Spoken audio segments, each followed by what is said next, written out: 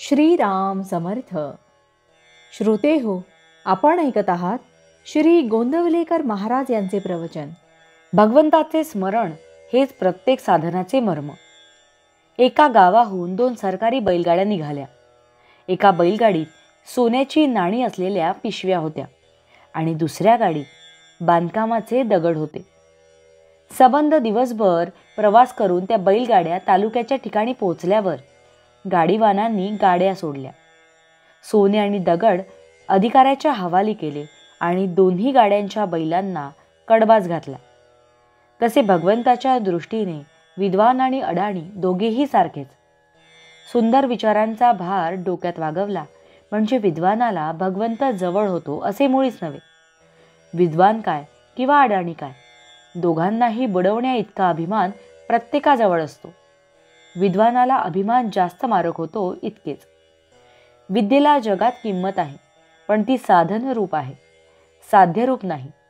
विद्या ही भगवंताची दासी बनली पाहिजे. पुष्कळ वेळा विद्वान लोक व्यर्थ चिकित्सेने आपल्या आयुष्याचा नाश करून घेतात. साधे बोळे अडाणी लोक भगवंताचे नाम घेऊन मजेने तरून जातात. पण हे विद्वान लोक भगवंत कसा आहे, त्याचा आणि आपला संबंध काय आहे, त्याचे नाम त्याच्यापर्यंत पोचते की नाही, नामाची सुरुवात केव्हापासून झाली, नाम कोणत्या वाणीने घ्यावे इत्यादी गोष्टींची चिकित्सा करीत बसतात. आणि ती इतकी करतात की शेवटी आयुष्याचा अंतकाळ येतो आणि नामाची चिकित्सा तेवढी पदरात पडते. नाम घेण्याचा आनंद मिळत नाही म्हणून शहाण्या विद्वानाने चिकित्सा करायचीच तर नाम घेत करावी. ज्याच्या अंगी मी पण आहे त्याने चूक केली तर भगवंत त्याचे प्रायश्चित्त देतो. पण ज्याच्या अंगी मीपणा नाही त्याच्या हातून चूक घडली तर भगवंत ती सांभाळून घेतो. समजा आज आपल्या हातून चूक झाली, अगदी जाणतेपणाने झाली, तरी आपण जर पश्चाताप पाहून भगवंताला शरण गेलो तर खात्रीने तो क्षमा करतो.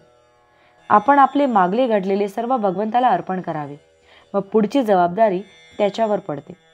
प्रत्येक भक्ताने साधनाचे कष्ट स्वतः सोसले पाहिजे. कितीही मोठा गुरु असला तरी त्या बाबतीत तो काही करू शकत नाही. फार तर त्या कष्टाची त्याला जाणीव होऊ देणार नाही. आपले मन आपणच आवरले पाहिजे आणि आपल्या वृत्तीला आपणच वळवले पाहिजे. साधन करीत असताना येणाऱ्या अवस्था आपण शांतपणे सोसल्याच पाहिजे. भगवंताकडे जायची साधने पुष्कळ आहेत. इतर साधनांचे कष्ट करून जे साधते तेच थोडे नाम घेतल्याने साधते, पण नामावर तशी श्रद्धा मात्र पाहिजे.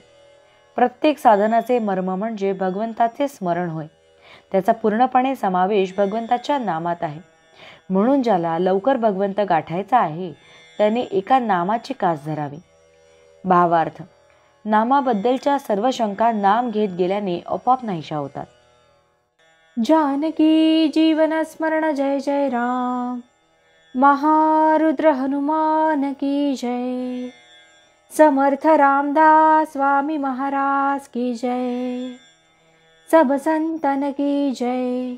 श्री अनंत कोटि ब्रह्मांड नायक राजाधिराज सच्चिदानंद सद्गुरु श्री ब्रह्म चैतन्य महाराज की जय. जय जय रघुवीर समर्थ. आता आपण 13 वेळा नामस्मरण करूया. श्रीराम जय राम जय जय राम. श्रीराम जय राम जय जय राम. श्रीराम जय राम जय जय राम. श्रीराम जय राम जय जय राम. श्रीराम जय राम जय जय राम. श्रीराम जय राम जय जय राम. श्रीराम जय राम जय जय राम. श्रीराम जय राम जय जय राम. श्रीराम जय राम जय जय राम. श्रीराम जय राम जय जय राम. श्रीराम जय राम जय जय राम. श्रीराम जय राम जय जय राम. श्रीराम जय राम जय जय राम. जय श्रीराम.